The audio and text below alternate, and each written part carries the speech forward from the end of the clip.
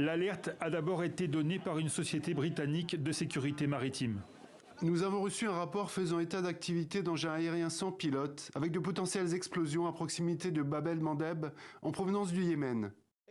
L'information est confirmée peu après par les rebelles houthis du Yémen. Les forces navales des forces armées yéménites, avec l'aide d'Allah Tout-Puissant, ont mené ce matin une opération de ciblage contre 2 navires israéliens dans le détroit de Bab el-Mandeb. La rébellion houthi prévient une nouvelle fois, tant que l'armée israélienne combattra le Hamas à Gaza, les navires israéliens ou ceux des alliés d'Israël naviguant en mer Rouge seront considérés comme des cibles légitimes. Il y a 2 semaines déjà, les Houthis avaient capturé en pleine mer un navire marchand avec ses 25 membres d'équipage.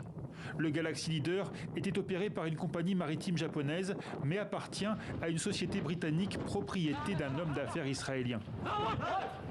Les 2 bateaux commerciaux attaqués dimanche battaient pavillon panaméen ou des Bahamas. Ils n'ont aucune connexion avec l'État d'Israël, affirme le porte-parole de l'armée israélienne. Et les armes avec lesquelles les Houthis mènent ces opérations sont des armes iraniennes. Les renseignements, les capacités et les méthodes sont iraniens.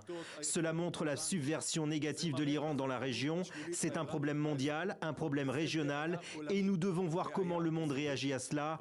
La liberté de navigation devient dangereuse dans cette partie du monde.